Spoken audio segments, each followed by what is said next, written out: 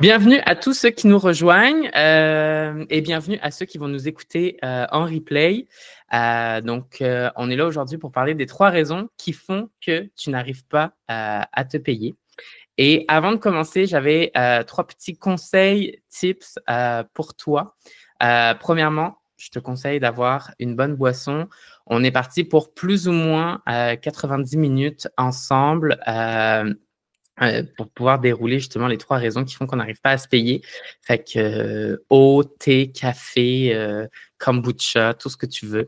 Mets-toi bien à l'aise. Si jamais tu as des questions, tu peux les poser dans la boîte à questions. Donc, en bas à droite, carré, triangle, rond, on clique dessus et là, on va arriver sur questions. Et je vais pouvoir voir les questions qui vont apparaître à l'écran. Je répondrai aux questions à la fin du webinaire pour tout simplement que ça soit plus facile pour les gens qui vont nous regarder en replay, à moins que ce soit une question de compréhension. Dans ce cas-là, je pourrais intervenir sur le moment même. Puis, profite du moment. Je sais qu'il y a plusieurs modes. Tu peux être auditif, visuel, kinesthésique. Sache quand même que ce webinaire-là est enregistré et tu auras accès à la rediffusion. Je t'enverrai également un courriel dès que l'enregistrement aura processé. Je te mettrai à l'intérieur les slides et l'aide-mémoire aussi que je te fournis, qui est une page Notion avec tous les liens des personnes, des outils et tout ça que je vais mentionner.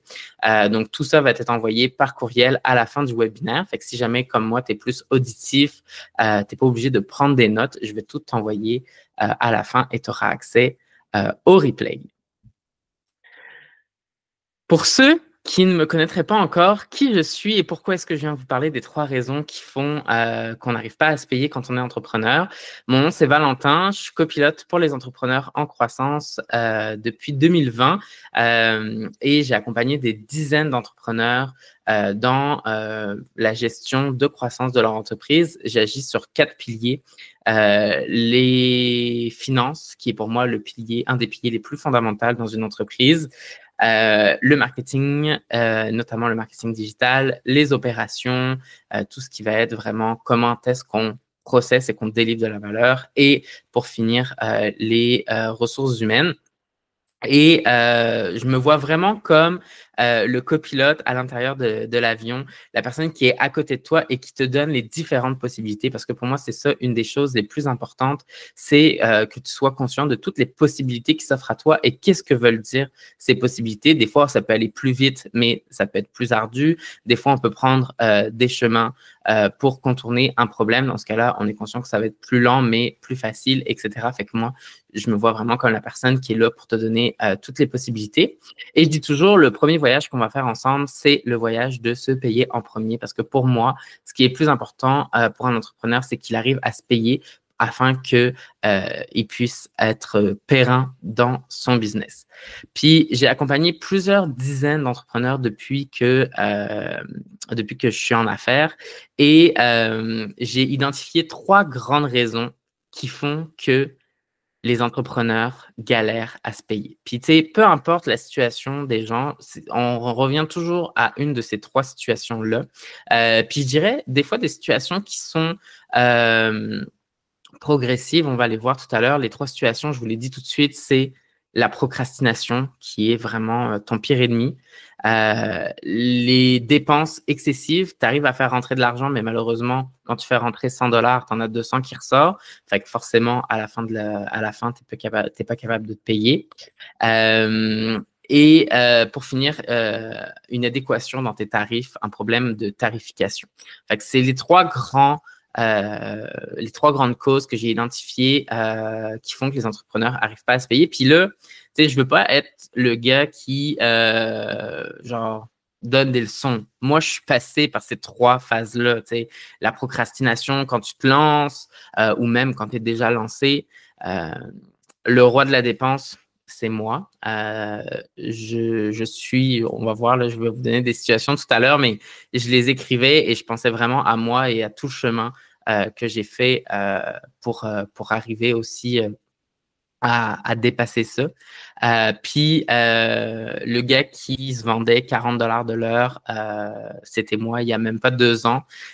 Fait que, tu sais, puis je dis pas que c'est pas bon de vendre 40 $ de l'heure, là, mais je dis juste que c'est souvent la solution de facilité qu'on va avoir au début quand on se lance. Malheureusement, on va vite se rendre compte que des fois, c'est pas la bonne solution pour arriver à se payer. Fait que je veux vraiment, avec ce webinaire, vous partager mon expérience sur comment est-ce que moi, j'ai réussi à passer d'un gars qui n'arrivait pas à se payer à maintenant avoir une business qui est rentable et comment j'ai accompagné mes clients aussi et c'est quoi les solutions, les problèmes qu'on a identifiés et comment on a réussi à les solutionner. Je suis pas là pour te donner une recette toute faite sur voici c'est quoi la bonne solution. Je pense que la bonne solution, c'est celle qui va te convenir à toi et celle que tu vas réussir à mettre en œuvre. Je suis vraiment là plus là pour te donner des pistes de réflexion ou pour te faire prendre conscience de certaines choses. Puis, la première chose, je pense qu'il faut qu'on brise ensemble, c'est faut-il souffrir pour réussir? Parce que ça, je pense que c'est une des croyances limitantes qui est le plus répandue chez les entrepreneurs et qui fait qu'on n'arrive pas à se payer au début. Je fais une petite parenthèse parce que j'ai tendance à parler quand même un petit peu vite. Fait que si à un moment donné, vous voyez que je bois un peu vite, je bois, si à un moment donné, vous voyez que je parle un petit peu trop vite, vous pouvez tout simplement envoyer plein de réactions et je vais comprendre que je parle un peu vite et je vais pouvoir ralentir ou boire une petite gorgée de café. Donc, déconstruisons tout de suite le mythe avant de commencer. Faut-il souffrir pour réussir quand on est entrepreneur? Puis là, les choses que je vais souvent entendre, c'est oui, mais Valentin, c'est le début, c'est normal que j'arrive pas à me payer, je vais me payer plus tard. Ou alors, faut que j'investisse pour payer moins d'impôts. Ça, je l'ai tellement entendu, là, Valentin. Tu sais, c'est quoi les dépenses qu'il faut que je fasse pour payer moins d'impôts? Mais comme, arrête de dépenser, paye-toi en premier. Il vaut mieux payer 3 $ d'impôts sur 10 $ gagnés et avoir 7 $ dans ses poches que en dépenser 10, 12 $ quand on gagne seulement 10 et ne pas avoir de rémunération à la fin. Ce que j'entends aussi souvent, c'est oui, mais c'est Valentin, c'est normal, tous les entrepreneurs, ils galèrent au début, c'est comme ça qu'on apprend. Je vous la répète quand même, là. Tous les entrepreneurs galèrent au début, c'est comme ça qu'on apprend. Spoiler alerte, là, c'est pas parce que vous galérez au début que et que vous essayez d'atteindre vos premiers 10 000 de chiffre d'affaires, 50 000 de chiffre d'affaires, si vous ne mettez pas en place les bons mécanismes dès le début ou dès maintenant. Vous pouvez faire 1 million de chiffre d'affaires, mais si vous en dépensez 2 millions, vous ne serez pas plus riche et vous n'arriverez pas plus à vous payer. Fait que, c'est pas vrai que, oui, effectivement, les débuts peuvent être difficiles, mais ça ne veut pas dire que parce qu'on est au début, on ne peut pas se payer, puis c'est en apprenant à ne pas se payer que ça va aller mieux. Si je réinvestis pas tout dans ma business, elle ne pourra jamais décoller. Encore une fois, spoiler alerte, si vous créez une business qui est gourmande en dépenses, encore une fois, ce n'est pas parce que vous allez faire 10 000, 15 000, 50 000, 100 000, 1 million que ça va s'arranger. Plus vous allez vouloir grossir, plus vous allez devoir dépenser et nourrir la bête que vous avez créée dès le début. Fait que, puis, moi aussi, je le disais au début, oui, mais tu sais, Valentin, c'est normal, au début, il faut investir. Au début, j'ai besoin de générer beaucoup de dépenses, mais après ça, je vais avoir fini. Puis, moi, ce que je disais toujours, c'est je dépense pas, j'investis. Ben oui, mais c'est parce qu'investir de l'argent que tu n'as pas, là, ça reste que c'est quand même une dépense. Puis, je vais prendre un exemple. Au début, on te dit, comme, ben là, je vais investir dans quelqu'un pour faire mon site web. Ouais, mais ton site web, là, oui, c'est sûr que ça va te donner une base, mais plus tu vas grandir comme entrepreneur, plus tes besoins vont changer, plus ton offre va évoluer. Puis, in fine, là, ton site web, tu vas devoir le refaire. Là. Puis, je peux vous dire que moi, je n'ai pas eu de site web pendant les 2 premières années, voire les 3 premières années de ma business, puis ça ne m'a pas empêché de vendre. Fait que tu n'es pas obligé d'avoir un site web pour vendre. puis tu n'es pas obligé d'investir de l'argent que tu n'as pas. L'autre chose que j'entends aussi beaucoup, c'est oui, mais tu sais, quand je vais atteindre 10 000 de chiffre d'affaires par mois, là, je pourrais commencer à me payer. Puis ça, des fois, on va l'entendre parce que pour combler les dépenses, ou on va l'entendre aussi pour une question de légitimité. Oui, mais comment, tu sais, c'est pas légitime que je me paye si j'ai pas atteint X chiffres, X dollars ou X euros de chiffre d'affaires. Puis le succès, ça passe par des sacrifices, fait que c'est normal de me serrer la ceinture. Spoiler alerte encore une fois, non, comme vous n'êtes pas obligé de faire des sacrifices financiers pour avoir du succès. Au contraire, moi, je trouve que c'est beaucoup plus inspirant d'avoir un entrepreneur qui arrive bien à gagner sa vie plutôt que d'avoir un entrepreneur qui, oui, va montrer toute la richesse de son entreprise, mais qui finalement, quand tu regardes, parce que je ne sais pas si vous aurez remarqué, mais on parle toujours, quand on donne un chiffre, on parle toujours du chiffre d'affaires. Mais moi, ce que je dis toujours à mes clients, c'est le chiffre d'affaires, en tant que tel, je m'en fiche un peu. Ce qui compte, c'est combien il reste à la fin. Une fois que tu as enlevé toutes les dépenses, combien est-ce qu'il reste à la fin? Je préfère une entreprise qui fait 100 000 de chiffre d'affaires, mais qui génère 50 000 de profit, qu'une entreprise qui fait 1 million de chiffre d'affaires, mais qui génère 0, voire qui génère des pertes. Fait que vous n'êtes pas obligé de faire des sacrifices financiers pour avoir du succès. Puis, oui, au début, c'est sûr, vous allez devoir vous serrer la ceinture parce que, avant de faire ses premières ventes, il va falloir quand même travailler un petit peu. Mais à partir du moment où l'argent commence à rentrer dans la business, payez-vous en premier et après ça, vous réinvestirez le reste. On va en reparler tout à l'heure. Donc, parlons de la procrastination qui est ton pire ennemi. Puis là, j'ai identifié plusieurs, ce que je vais appeler syndromes, qui font qu'on procrastine en business. Puis, tu sais, quand je dis tu procrastines, c'est parce que tu n'arrives pas à vendre. Puis vendre, là, quand tu commences, c'est vraiment la chose, je pense, qui fait le plus peur ou qui est le plus difficile parce que tu vas échanger tes connaissances, ton temps, ton expertise contre de l'argent. Puis il va falloir que tu montres cette valeur-là à la personne qui va être prête à te donner son argent contre ton expertise, ton temps et ta valeur. Fait que j'arrive pas à vendre parce que je dois encore me former avant de me lancer. Non, mais là, Valentin, comme je dois encore me former, tu sais, j'ai pas fait telle formation, j'ai pas écouté tel expert. Fait que là, tu sais, comment tu veux que j'arrive à vendre si moi-même, je suis pas encore sûr de mes compétences? Spoiler alerte encore une fois. Si aujourd'hui, tu t'es lancé en business, c'est que forcément, tu as des connaissances, tu as une compétence que tu veux exploiter. Tu n'as pas besoin de connaître 100% de ton domaine pour commencer à faire des ventes.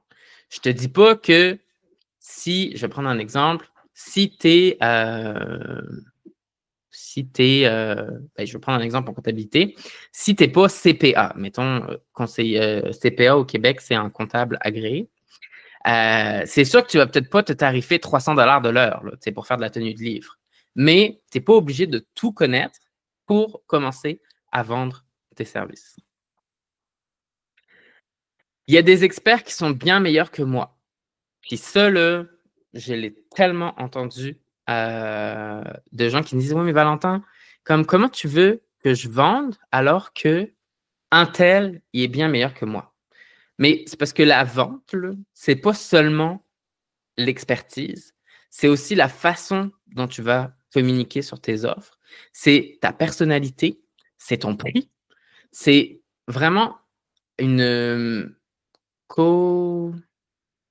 c'est un amalgame, dans le fond, de plusieurs éléments qui font que tu vas créer une relation de confiance avec ton prospect ou ton client et qui va faire affaire avec toi.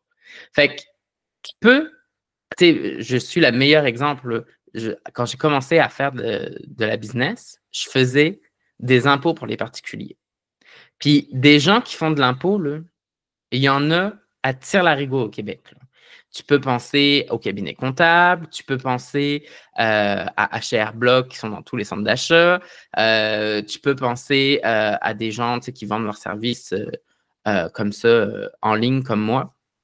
Des gens, puis des gens qui avaient beaucoup plus d'années d'expérience que moi. Moi, je sortais de l'école, fait que j'avais appris ça à l'école. On s'entend que c'est pas là où t'es le meilleur. Des gens plus expérimentés que moi qui vendaient leurs services, il y en avait plein. Et pourtant, ça ne m'a pas empêché de vendre. Parce que le gâteau est tellement grand que forcément, tu vas réussir à te différencier de par ton prix, de par ta personnalité, de par la façon. C'est moi, une des choses qui m'a différencié quand je faisais de l'impôt, c'est que c'était 100% en ligne. Tu n'avais pas besoin de te déplacer. Tu m'envoyais tes documents sur un fichier Google Drive. Malheureusement, on ne peut plus maintenant, mais à l'époque, on pouvait. Fait que, tu sais, c'est ça qui me différenciait énormément de mes concurrents.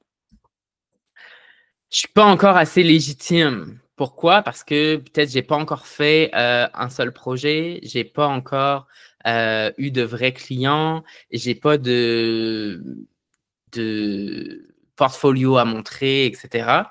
Tout ça, c'est des choses qui se travaillent, puis je vais en revenir dans mes solutions.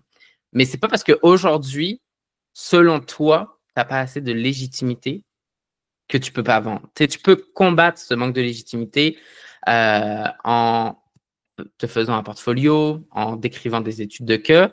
Puis, in fine, en plus, ça crée du contenu pour tes réseaux sociaux. Là. Fait que, on va y revenir tout à l'heure, mais tu peux combattre vraiment le fait que tu n'as pas encore assez de légitimité, même si tu n'as pas encore de clients. Et si quelqu'un découvre que je ne sais pas tout, ça, là, ça m'est tellement arrivé souvent. Tu sais, combien de mes clients m'ont posé une question, puis là, genre, j'avais pas la réponse. Puis le client, là, c'est pas, tu sais, comme, il attend pas que tes réponses à tout, il attend pas que tu aies des réponses à toutes ces questions. En tout cas, selon moi.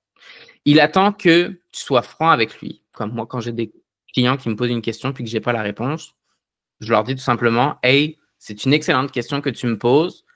Présentement, j'ai pas la réponse, fait que je voudrais pas te dire n'importe quoi. Je vais aller valider l'information et je te reviens. Le client, là, il va adorer ça. Là, on ne lui demande pas d'aller chercher la réponse lui-même. Nous, on va aller s'occuper d'aller chercher la réponse auprès de la bonne personne. Mais tu n'es pas obligé de tout connaître pour commencer à vendre tes services.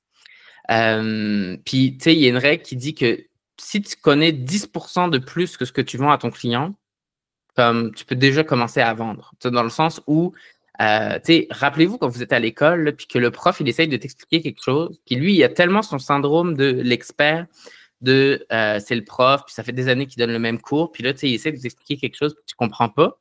Puis la personne qui est à côté de toi, genre à l'école, elle a compris, puis là, elle te l'explique dans ses mots, puis tu viens de tout comprendre. Mais quand tu vends tes services, c'est la même chose. Tu n'es pas obligé d'être l'expert reconnu mondialement pour commencer à vendre tes services. Là. Genre, sinon, il n'y aurait pas beaucoup d'entrepreneurs dans la vie.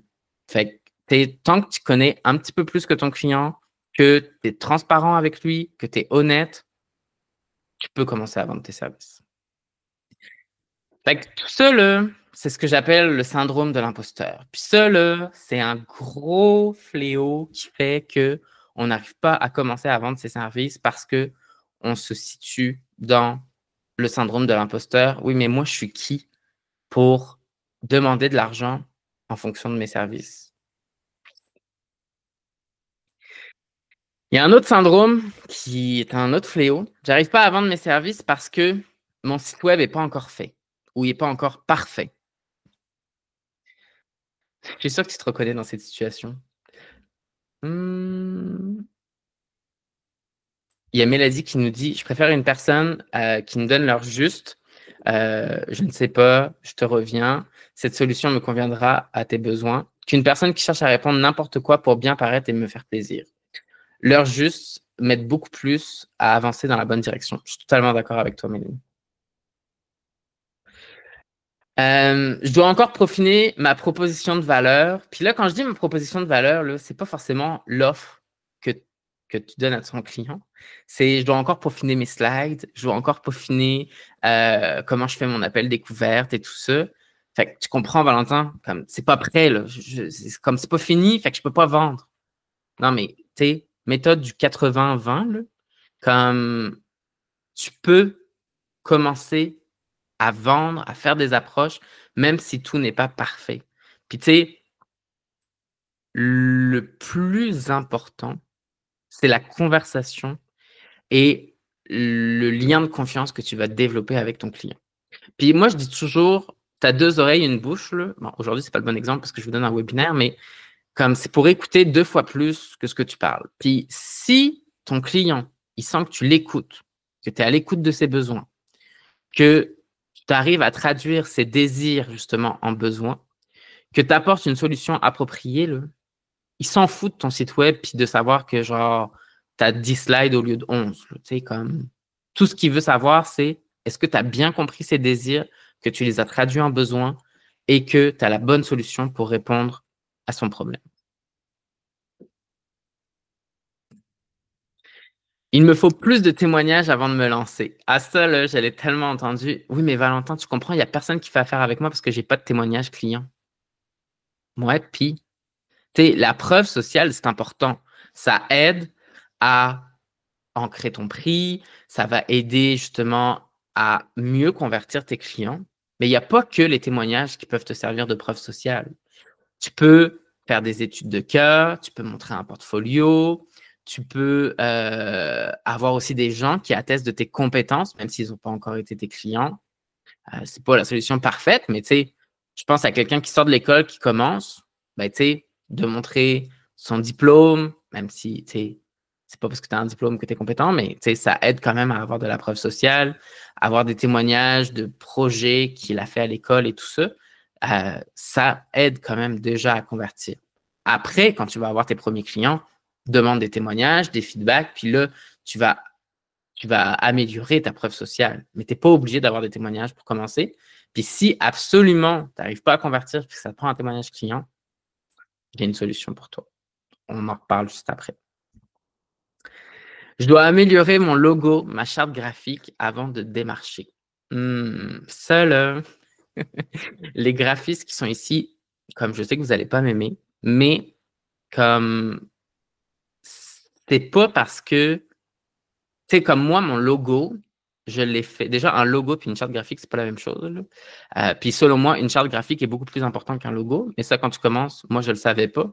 Puis moi, mon logo, là, je l'ai fait en 30 minutes sur Canva, là. Puis genre, ça m'a pas empêché de vendre. Fait que c'est pas parce que tu n'as pas de logo. Puis, tu sais, pensez, là, genre, il y a des gens qui n'ont pas de logo, là, puis ils arrivent à vendre quand même, là. Fait que, comme, soit tu le fais rapidement sur Canva, comme moi, soit tu fais juste tout simplement ne pas avoir de logo, puis ça ne t'empêche pas de commencer à vendre. Puis, comme je te dis, tes besoins vont évoluer, tes offres vont évoluer, ton univers va évoluer. Fait que forcément, ton univers de marque va aussi évoluer. Fait que le logo que tu fais aujourd'hui en commençant, là, je te garantis que ce n'est pas le même logo que tu auras dans 10 ans. Fait que c'est pas grave s'il n'est pas fini, c'est pas grave s'il n'est pas parfait. Puis, à la limite, vaut mieux ne pas en avoir que d'en avoir un tout croche. Ça, c'est ce que j'appelle les gens qui ont le syndrome du perfectionniste. Tu sais, ah, Valentin, c'est pas fini, c'est pas parfait, c'est pas. Tu sais, faut encore que je peaufine. Là. Puis ça, là, comme on se complaît dans la procrastination de peaufinage plutôt que de s'attaquer au véritable cœur du problème, vendre, vendre, vendre. J'arrive pas à vendre parce que je veux pas avoir l'air d'un vendeur de tapis. Hey, ça, là, moi, là, c'était la chose la plus difficile quand j'ai commencé l'entrepreneuriat. C'est de me dire, oui, mais il faut que j'aille vendre mes services. Mais là, tu sais, je veux pas, je veux pas avoir l'air, je l'ai, c'est ça. Je veux pas déranger les gens. Tu sais, genre, je veux pas être le gars qui arrive puis qui, là, il essaye de te vendre des affaires que t'as pas besoin. Puis ça, là, c'est vraiment, genre, mettez-moi des petits pouces là, dans le chat là, si vous aussi, vous connaissez cette situation-là. Tu sais, moi, ça a été une des choses les plus difficiles de me dire, je veux pas déranger, je veux pas être le gars qui passe pour un vendeur de tapis. Tu sais, toute la prospection à froid qu'on reçoit, là, de genre, oui, Valentin, j'ai telle situation, c'est comme je veux pas paraître pour ce gars-là. Puis, la vente, là, c'est pas obligé d'être ça. Mais tant que tu le sais pas, c'est difficile. Puis moi, j'ai mis longtemps à le savoir, puis je vais vous expliquer comment je suis passé à côté. Puis là, ce que les gens ils me disent, c'est je vais attendre que les clients me contactent. Et des fois, tu peux attendre longtemps, surtout quand tu commences. Parce que quand tu commences, si tu n'as pas encore eu de client, c'est très difficile de savoir exactement c'est qui ton client idéal. Oui, tu vas faire des projections, tu vas faire des hypothèses, mais rien ne vaut un client en face de toi pour vraiment comprendre c'est qui ton client idéal, d'en faire plusieurs. Tu sais, moi, au début, là, quand j'ai commencé, là, je vendais tout et n'importe quoi, là, dans le sens que quelqu'un avait besoin de tenue de livre, je faisais de la tenue de livre. Quelqu'un avait besoin que j'écrive des posts sur les réseaux sociaux, j'écrivais des posts sur les réseaux sociaux. Quelqu'un avait besoin que je fasse des automatisations dans son business, je faisais des automatisations dans son business. Pourquoi? Parce que, ben, premièrement, je savais faire tout ça. Alors, oui, je n'étais pas l'expert, puis tu sais, genre, mais en même temps, je me tarifais, tu sais, je vous dis, je me vendais 40 pièces de l'heure. Là. Fait que, tu sais, même si ton post Facebook n'est pas le meilleur du monde, en même temps, pour 40 pièces de l'heure, comme, tu sais, si tu veux vraiment un, un post qui est copyrighté, ben, tu vas voir un copywriter. Là. Tu ne vas pas voir quelqu'un que tu payes 40 pièces de l'heure. Puis, tu sais, je suis super content d'avoir fait tout ça parce que j'ai vraiment appris à connaître quel était mon client idéal, c'est quoi les clients avec qui j'ai envie de travailler. Tu sais, j'ai travaillé avec des gens qui faisaient de la manufacture, j'ai travaillé avec des, des gens qui faisaient des gros chiffres d'affaires, des gens qui étaient travailleurs autonomes, qui faisaient moins des gros chiffres d'affaires. Fait que j'ai vraiment réussi à décerner c'était qui ma clientèle type, c'était qui le profil de client avec qui j'avais envie de travailler. Puis ça, je l'ai appris en faisant. Puis tu sais, on dit on devient forgeron en forgeant ou on devient bûcheron en bûchant. Mais comme c'est vrai, à un moment donné, il faut que tu l'essayes. Il faut arrêter de. J'adore tous les outils marketing sur le persona, sur, visualiser le parcours du client, tout ça.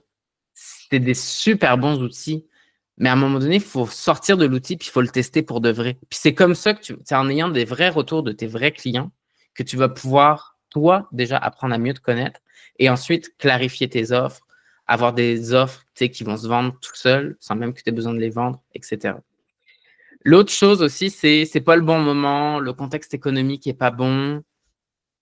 Comme un bon moment, là, il n'y en aura jamais. Le bon moment, c'est le temps que tu as à offrir, l'expertise et tes connaissances versus les besoins du client. Puis ça, il y en aura toujours dans le marché. C'est juste que, je dis toujours, des bons moments, il n'y en a jamais. Il y a juste une mauvaise offre en face d'un mauvais besoin. Fait que, à toi de t'adapter dans tes offres pour que les gens soient prêts à acheter. Puis au début, comme écoute ton client, puis il va te dire c'est quoi qu'il a besoin. Fais une offre qui correspond à ce qu'il a besoin et que tu es capable de livrer. Puis ça ne sera pas le bon prix, ça ne va pas prendre le bon temps. Tu vas peut-être te dire que tu peux faire mieux, ben, que tu peux délivrer plus, mais que ce n'est pas forcément ce que ton client attend tout de suite. Mais c'est correct, tu prends de l'expérience, tu apprends à savoir c'est quoi vraiment que les gens ont besoin.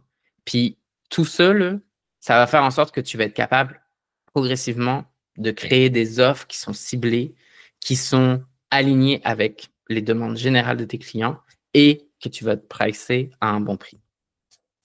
Fait que tout ça, c'est ce que j'appelle la peur du rejet. Puis ça, c'est vraiment, moi, une des choses que j'ai combattu le plus au début dans l'entrepreneuriat, de me dire, oui, mais tu sais, je suis qui, moi, Valentin, pour que les gens ils me donnent de l'argent en attente de mon temps, de mes connaissances.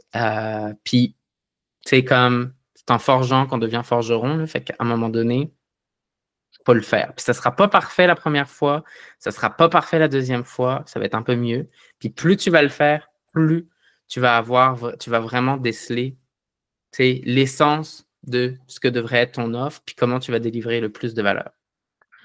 Le dernier syndrome qui fait que tu n'arrives pas à vendre, c'est parce que tu ne sais pas où trouver tes clients. Tu te lances en entrepreneuriat, là, puis tu es genre, je vends à qui? Je vends quoi? Tu passes des heures à scroller sur les réseaux sociaux. Et là, tu as l'impression que tu travailles là, parce que tu scrolles sur les réseaux sociaux, tu fais des posts, tout ça, mais il n'y a pas de résultat. Tu ne sais pas comment, tu sais pas où networker. Comme, tu sais, ils sont où mes clients, puis ils sont où les gens qui vivent la même situation que moi. Puis tu connais personne qui a besoin de tes services. Puis je te le dis, là, dans 99% des cas, tu connais forcément quelqu'un qui connaît quelqu'un qui connaît quelqu'un qui a besoin de tes services. Puis les premiers clients, là, souvent, surtout en prestation de service, tu vas les trouver dans ton réseau, dans le réseau de ton réseau, ou dans le réseau du réseau de ton réseau. Pas plus compliqué que ça. Tu sais, 3 personnes, puis c'est juste que on veut pas déranger.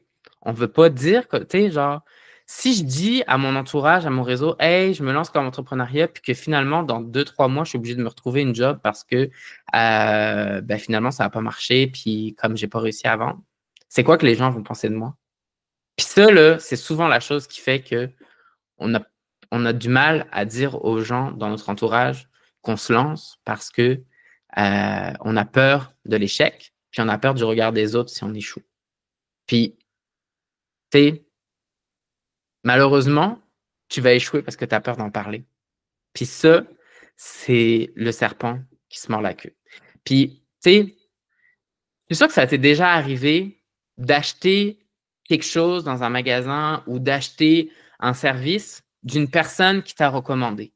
Tu sais, si tu vas voir Monsieur Tremblay au Saguenay-Lac-Saint-Jean qui te connaît ni d'Ève ni d'Adam, là, ça va être beaucoup plus dur de lui vendre ton service que si tu vas voir Martine, qui est l'amie de Mélanie, puis que Mélanie, elle lui dit Hey Martine, je pense que pour ton besoin, là, je connais Valentin, puis je suis sûr qu'il pourrait t'aider, je vous mets en contact ensemble, puis voyez ce que ça donne.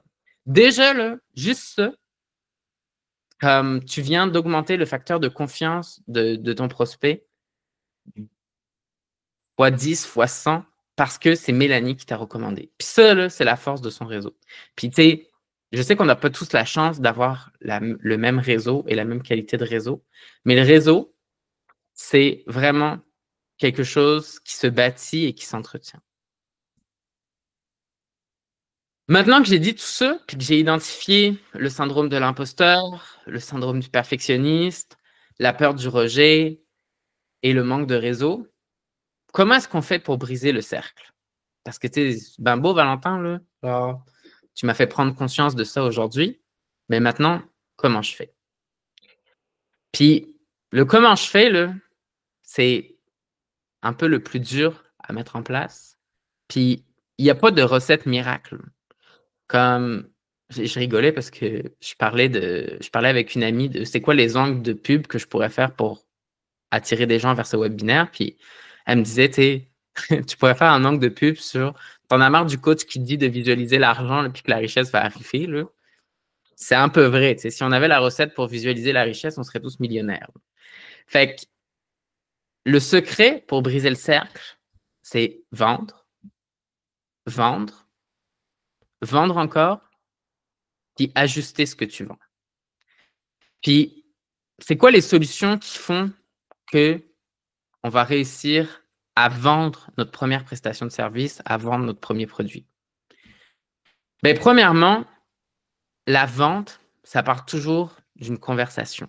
Fait que ce qu'il faut que tu fasses, selon moi, c'est d'initier des conversations. Puis, une des choses que je préférais au début que j'ai commencé l'entrepreneuriat, c'est que j'allais sur LinkedIn, je commentais des posts, je likais des gens, tout ça. Puis quand je trouvais quelque chose de vraiment intéressant et pertinent, j'écrivais un message privé à la personne pour lui dire Hey, j'ai trouvé ça super pertinent, tel post, pour telle raison, ça m'a appris ça, ça, ça. Puis là, ça initiait une conversation. Puis je le faisais pas dans le but de me dire OK, c'est un prospect à qui je vais vendre. Je le faisais vraiment dans le but de dire c'est une personne qui m'a inspiré, qui m'a éduqué, qui m'a diverti. Puis déjà, j'ai envie de lui dire merci parce que, tu sais, je sais pas si vous êtes comme moi, mais tu sais, genre, le temps que tu passes à créer des posts sur les réseaux sociaux, puis que là, tu sais, genre, la majorité des gens le voient, mais ils ne te donnent même pas un like, un commentaire. Fait que là, imagine comme la source de bonheur de te dire la personne, elle prend le temps de t'écrire en privé pour te dire ce qu'elle a pensé de ton post. Comme, déjà, tu sais, la personne, elle se sent honorée. Puis, tu sais, genre, c'est sûr que tu as envie de lui répondre. Là. Fait que, tu sais, j'ai initié des conversations, puis dans le but d'apprendre à découvrir de nouvelles personnes qui étaient entrepreneurs dans un marché similaire ou le même que moi. Puis comme je te dis, pas dans le but de vendre des choses. Puis il y a des gens, au fur et à mesure du temps, parce que là, tu t'écris en privé au début. Après ça, je proposais aux gens de faire un café virtuel. Puis moi, mon objectif, c'était d'avoir un café virtuel par semaine. Vraiment pour commencer à faire mon réseau, étendre les contacts. Puis il y en a qui sont devenus clients, puis il y en a qui sont jamais devenus clients. Mais pourtant, c'est des amis en entrepreneuriat qui sont indispensables pour moi. Et c'est pas parce que la personne ne deviendra pas cliente qu'elle va pas te référer quelqu'un ou que toi, tu peux pas lui référer quelqu'un. Fait que une des solutions les plus faciles, abordables, gratuites que je te conseillerais, c'est vraiment de commencer à initier des conversations sur ton réseau social préféré, TikTok, Instagram, Facebook, LinkedIn, whatever, ce que tu veux. Comme scroll ton feed, trouve des choses qui t'intéressent, envoie un message privé à la personne pour lui dire comme « Hey, j'ai trouvé ça super intéressant pour telle raison, j'ai appris tel truc, tout ça ». Forcément, ça va initier une conversation. Puis, après ça, tu sais, propose-lui un café virtuel dans le but, pas dans le but de vendre, dans le but de rencontrer des nouvelles personnes, puis de commencer à bâtir ton réseau. Anyway, si aujourd'hui, tu n'arrives pas à vendre, tu as du temps pour faire ça, là, on s'entend, là. Fait comme ta priorité, c'est de vendre. Fait que pour vendre, il faut initier des conversations, puis tu as le temps d'initier des conversations parce que tu n'arrives pas à vendre. Tu comprends? Ensuite, il faut s'entourer d'autres entrepreneurs. Puis ça, s'entourer d'autres entrepreneurs, comment on fait ça? Ben, premièrement, on peut faire du réseautage. Puis là, le mot qu'on n'aime pas, faire du réseautage. Puis là, il faut que je vous raconte quelque chose. Moi, j'haïssais ça, faire du réseautage, là, jusqu'au jour où j'ai eu un déclic. Parce que pour moi, quand quelqu'un me disait « Valentin, il faut que tu fasses du réseautage », ça voulait dire « faut que tu ailles te vendre ». Fait que là, tu t'habilles pour aller à un événement. Des fois, tu payes ton entrée même à cet événement. Puis là, genre, tu fais ton speech d'ascenseur de 1 minute à chaque personne que tu rencontres. Puis là, tu espères qu'il va te dire « Ah, c'est intéressant, j'aurais besoin de toi, on se fait un appel. » Puis des fois, ça marche. Des fois, ça marche pas. Puis un jour, je vais avec une amie à un réseautage. Puis là, j'avais vraiment pas envie d'y aller parce que j'avais pas le temps. Puis j'avais des clients. Fait que j'avais aucun nouveau client à aller chercher. Mais là, mon amie, elle me dit, allez, accompagne-moi et tout. On va ensemble au réseautage. Je prends une gorgée de café et je vous raconte l'histoire. Fait que je vais au réseautage. Puis vu que j'avais rien à vendre, j'avais aucune pression. Fait que là, genre, je parle avec les gens. Puis là, tu sais, genre, allô, tu t'appelles comment? Tu fais quoi dans la vie? Tatati. Puis là, tu sais, je commençais vraiment à discuter de c'était quoi leur problématique business en ce moment, c'est quoi qui les allumait, c'était quoi leur projet, tout ça. Puis là, je reviens à mon concept de 2 oreilles, 1 bouche. Là. Je les écoutais, puis à un moment donné, j'étais comme ah, tu sais, ça c'est full intéressant. Ah, ben regarde, t'as-tu pensé à tel point, tu pourrais, où les gens me donnaient une problématique, puis là, j'étais comme tu pourrais faire telle chose, t'as-tu essayé ça, tout ça. Puis vu que j'avais rien à vendre, c'était facile pour moi. Là, tu donnes des conseils. Puis c'est le réseautage là, où je suis parti avec le plus d'appels découvertes et de demandes de soumission de ma vie. Puis c'est là où j'ai compris que j'allais pas au réseautage pour vendre, j'allais au réseautage pour rencontrer de nouveaux entrepreneurs, pour m'intéresser à eux. Puis c'est en faisant ça que le résultat, ça faisait que j'avais des ventes. Moi, ça a été honnêtement mon highlight. Puis maintenant, j'adore faire du réseautage parce que pour moi, faire du réseautage, ça veut dire soit aller voir des gens que je connais déjà, puis, tu sais, genre, je suis content de les voir en vrai ou en ligne. Ça peut être en ligne aussi, ton réseautage, mais je suis content de les voir, d'échanger avec eux. Ou découvrir de nouveaux humains, puis comme m'intéresser à leur business, puis leur donner des solutions, puis, tu sais, comme si je le fais bien avec intention et avec générosité, ben, tu sais, j'ai des appels découvertes, des appels de vente qui vont en émerger. Puis là, tu vas me dire, oui, mais Valentin, c'est bien beau, mais du réseautage, on fait ça où? Ben, tu peux aller sur, tu as des LinkedIn locales qui sont organisées dans plusieurs villes au Québec, en France, etc. Tu peux aller voir sur le site de la Chambre de commerce de ta MRC, ta ville, ta région, ce que tu veux. Tu peux aller sur Eventbrite aussi. C'est tous des liens que je vais mettre dans l'aide-mémoire que je vais vous envoyer. Mais tu peux aller sur Eventbrite, sur Meetup. Tu as des réseaux d'entrepreneurs aussi qui sont à des prix très abordables. Je pense par exemple à Eve, espace virtuel pour entrepreneurs, à Joyeux Chaos, le membership d'Alex Martel. Tu peux aller sur des groupes Facebook, des serveurs Discord. Fait que tu as plein de gens où tu peux aller t'entourer d'autres entrepreneurs. Puis, encore une fois, vas-y dans l'objectif de créer des connexions puis de rencontrer des gens, pas dans un objectif de vendre. Si tu le fais avec intention et générosité, la vente, elle va venir tout seul après.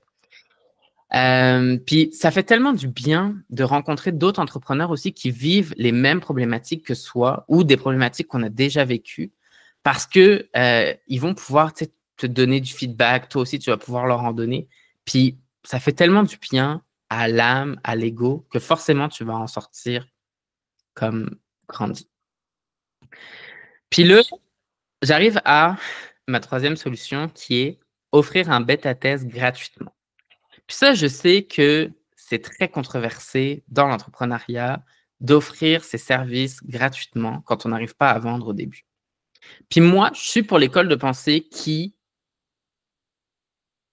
affirme que offrir un bêta-test gratuitement, ça peut être une rampe de lancement incroyable, mais pas à n'importe quelle condition. Premièrement, il faut que ça soit choisi et non subi. Qu'est-ce que je veux dire par là? C'est que faut pas que tu ailles dans un appel découverte avec un client, que là, tu te rends compte que c'est un projet super intéressant, mais que le client n'a pas le budget, puis que là, il te dit ouais, mais tu sais, tu pourrais me le faire gratuitement, puis en échange, je te donne un témoignage ou tu pourras en parler. Non, non, non, non, non. Un projet bêta-test que tu offres gratuitement, c'est un projet que toi, tu as sélectionné à la base et que tu vas dans une démarche de dire comme hey, j'ai identifié tel besoin dans votre entreprise ou des conversations que tu as eues avec d'autres entrepreneurs mais qui t'ont rien demandé en échange. J'ai identifié tel besoin. Moi, j'aurais besoin d'une étude de cas à promouvoir sur mes réseaux sociaux, sur mon site web, whatever. J'aurais besoin d'un témoignage. Ce que je te propose, c'est je t'offre tel service en échange que je puisse en parler publiquement, que je puisse documenter ce que je fais avec toi et d'un témoignage. Puis, tu sais, oui, on dit gratuitement, mais ce n'est pas un vrai gratuit. Ça demande une contrepartie de la part de la personne qui va recevoir ton service. Et encore une fois, tu sais, oui, de l'offrir gratuitement. Premièrement, pas de manière redondante. Tu n'offres pas du gratuit au même client tout le temps. Puis, deuxièmement, il faut que ça ait vraiment une intention claire, c'est-à-dire d'avoir plus de preuves sociales, de prendre en crédibilité, de toi te faire de l'expérience et en échange, que tu puisses documenter ça, t'en servir comme preuve sociale, avoir un témoignage complet, pas juste c'était bien, là, mais un témoignage fourni, voire même, moi j'ai déjà eu des gens qui je pouvais dire, j'ai besoin que pendant 1 an, je puisse te donner comme nom en référence, puis que si quelqu'un a un doute, qu'il puisse t'appeler, puis que tu puisses lui parler de ton expérience avec moi. Fait que, c'est les 3 solutions que j'identifie sur vendre, vendre, vendre, puis ajuster ses prix. Créer des connexions et des conversations, s'entourer d'autres entrepreneurs qui vivent la même chose ou qui sont déjà passés par là, puis au besoin, offrir un bêta-test gratuitement, mais il faut que ce soit choisi et non subi. On passe maintenant à la deuxième raison qui font que tu n'arrives pas à te payer, c'est quand les dépenses partent en vrille. Fait que là, tu arrives déjà à vendre, tu arrives déjà à ce que l'argent rentre dans ton compte, mais elle sort plus vite qu'elle ne rentre dans ton compte. Fait que, qu'est-ce que tu achètes qui fait que l'argent sort dans ton compte au lieu de te payer? Là, j'ai identifié le syndrome de la formation compulsive. Tu sais, le fait que tu t'inscrives à toutes les formations qui passent, ce syndrome du FOMO de « Oh mon Dieu, il y a une promo de lancement, après ça, je vais le payer plus cher. » Puis là, tu accumules des formations en ligne, puis tu as un cimetière de formations en ligne que soit tu n'as jamais faites, soit tu n'as jamais terminé. Tu penses que chaque formation est la solution qui va te permettre de vraiment vivre de ta business ou de répondre à un besoin que tu as. Puis, tu sais, moi, pour vrai, j'ai au moins 70 formations dans une page Notion que j'ai consommées en partie. Il y en a d'autres que j'ai jamais consommées, des formations que j'ai achetées dans un bundle ou quoi que ce soit. Puis, je me disais toujours, non, mais Valentin, c'est un investissement, c'est pas une dépense. C'est un investissement, c'est pas une dépense. Ouais, ça reste que l'argent, il sort quand même de ton compte de banque. Puis, attention, là, je dis pas que les formations en ligne, c'est pas bon. C'est pas du tout ça que je dis. Je dis juste que faut que ça soit choisi et que, tu sais, genre, ça corresponde réellement à un besoin. Puis, tout simplement, faut que tu aies l'argent pour acheter la formation, tu sais. Quand tu commences à vendre ton service, que ton argent rentre, que tu arrives à te payer et qu'il te reste un surplus, c'est correct d'acheter des formations en ligne pour devenir encore meilleur, te permettre de pricer plus ou de faire les choses plus vite et du coup d'avoir un meilleur retour sur investissement, mais à condition que tu aies déjà l'argent pour acheter la formation. Tu n'achètes pas une formation en te disant je veux avoir ce retour-là sur investissement, puis finalement tu ne l'as jamais, puis tu es obligé d'acheter une autre formation, etc., etc., etc. Moi, j'ai vu des clients qui dépensaient des dizaines et des dizaines de milliers de dollars par année en formation, alors qu'ils avaient zéro en chiffre d'affaires. Comme à un moment donné, arrête de te former puis vends. Là, comme c'est bon, des formations, tu en as assez. Après ça, c'est mon pire défaut. L'achat d'outils prématurés ou compulsifs. Dans mon cas, je pourrais vraiment dire compulsif. Tu sais, toutes les versions gratuites, mais comme moi, genre, la version gratuite, pour moi, ça n'existe pas. Je prenais toujours la version payante parce que je voulais toutes les, toutes les gogos qu'il y avait avec. Tu sais, euh, j'accumule les abonnements au cas où. Tu sais, je prends des abonnements alors que finalement, j'en ai pas encore besoin, mais c'est parce qu'il y a une promo ou c'est parce que, genre, je me dis, oh, ouais, mais tu sais, dans 2 mois, là, je vais être déjà rendu là, fait que je le prends tout de suite, comme ça sera fait. Payer des fonctionnalités que tu n'utilises pas, puis tu sais, ça paraît pas, là, un 15 par-ci, 20 par-là, 30 par-là. Mais quand tu les additionnes tous à la fin du mois ou à la fin de l'année, là, c'est parce que, genre, moi, je dépense au jour d'aujourd'hui, puis je dépensais plus avant, mais au jour d'aujourd'hui, ma business fait à peu près 100 000 de chiffre d'affaires par année. Je dépense 15 000 par année en outils. Tu sais, c'est quand même beaucoup, là. Comme, puis j'ai fait un gros ménage, mais je sais que j'ai encore une addiction à ça, puis je suis sur la voie de la rémission. Mais je sais que c'est pas facile, mais ça reste que c'est plein de petites dépenses qui grugent ton profit et qui fait que tu n'arrives pas à te payer en premier. Le surinvestissement en image de marque. OK, je sais, les graphistes vont pas m'aimer. Mais je dis pas que investir dans une image de marque, c'est mauvais. Bien au contraire, je suis le premier à dire que, tu sais, genre, moi, le fait que j'ai fait mon branding, mes couleurs, ma police d'écriture, mon logo, tout ça, ça m'a vraiment aidé et ça me rend plus créatif. Mais je l'ai fait à un moment où j'en avais les moyens. Tu sais, des gens qui dépensent des milliers de dollars alors qu'ils n'ont jamais vendu une prestation de service au début, qu'ils n'ont jamais fait une vente, que genre 3 mois après, ils se rendent compte que finalement, c'est plus ça qu'ils veulent faire dans leur business, puis que là, tu sais, comme ils réachètent encore une nouvelle identité de marque, un nouveau logo, etc. Comme je pense que l'image de marque, ça peut aider à établir ta crédibilité, mais prends le temps de vraiment te connaître, de vraiment savoir c'est quoi que tu veux faire comme que tu veux vraiment offrir, c'est quoi l'image que tu veux passer à tes clients. Puis après ça, une fois que tu as l'argent, que tu as déjà vendu, là, tu peux te permettre d'investir même un peu plus dans ton image de marque, dans du matériel, dans des services professionnels. La confusion personnelle professionnelle. Ah, ça, là, moi aussi, pendant longtemps, vous savez ce que je disais? Je disais, ouais, mais c'est pas moi qui paye, c'est l'entreprise. C'est pas moi qui paye, c'est l'entreprise. Ouais, mais c'est parce que ça reste que peu importe qui paye, comme ça reste que c'est de l'argent en moins. Fait que, tu sais, que tu l'achètes de ton personnel ou que tu l'achètes de l'entreprise, déjà, premièrement, c'est pas toutes les dépenses qui peuvent être passées dans l'entreprise. Il faut quand même faire attention, il y a des règles fiscales à respecter. Mais c'est pas parce que c'est l'entreprise qui paye que forcément c'était nécessaire.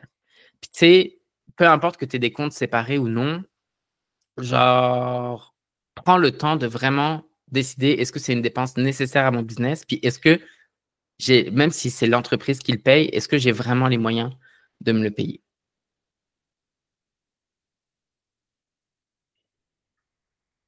Le syndrome du je fais comme les grands. Ah, celle-là, là, moi aussi, je suis passé par là. Tu sais, tu loues des bureaux prestigieux, tu achètes du mobilier haut de gamme, tu investis dans du matériel surdimensionné alors que comme tu n'as pas fait une vente encore. Tu sais, combien se sont achetés, genre, une caméra professionnelle pour tourner des Reels ou quoi que ce soit alors que comme ils n'ont toujours pas fait une vente, là, tu sais.